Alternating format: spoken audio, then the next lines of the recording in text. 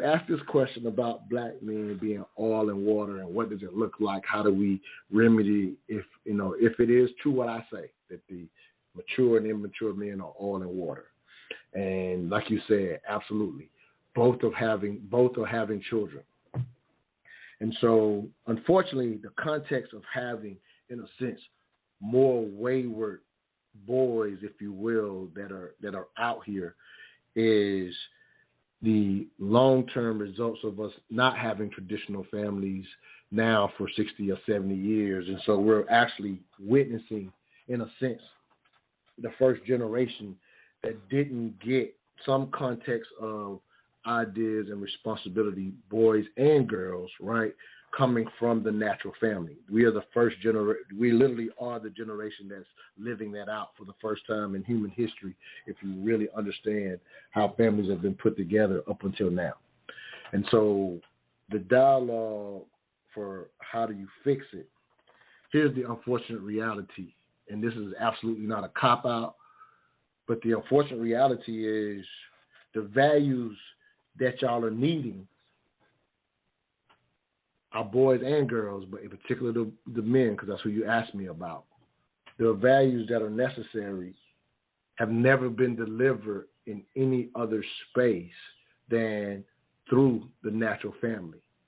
What we do now to put a Band-Aid on our current situation where 3/4 of us are being raised and born outside of a two-parent home, the Band-Aid that we currently put on is, again, we are oil and water.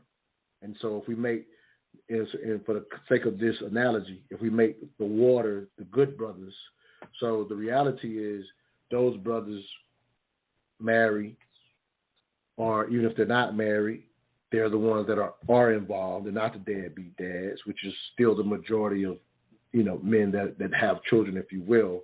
But those brothers who are water, if you dig into their lives, and I'm pretty sure y'all know men like this, not only are they ensuring that their seeds are being raised well, but I find very few men that are in the water group, if you will, that are not stretched with coaching, mentoring, rites of passages, that are looking literally, that very much understand there is in a sense, we are in crisis mode when it comes to family structure, that are not all stretched thin, trying to give back to more than just their seeds. And now I think we fail to be honest as a culture to realize that for as stretched as they are, there's more seeds being had than can be mentored. So what happens is programs, Boys and Girls Clubs, those are the Band-Aids and the fixes for trying to bring more of the young boys that are, if you will, in the oil group over to the water group. Here's a reality. If that oil group grows up and gets to 18, 19, 20, it's damn near a lost cause. Some of those men do come over, if you will, but the reality is you literally learn completely different values.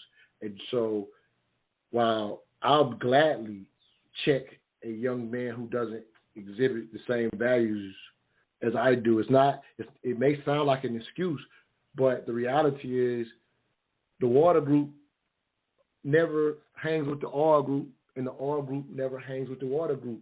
And some people say, well, you should try to do more of that. The reality is when you're immature, because some kids have enough values, they may have been off while they're immature, and they mature and get into the water group. A lot of boys do that as well. But while you're in the oil group, you avoid accountability at all costs. So you don't want to be around those men.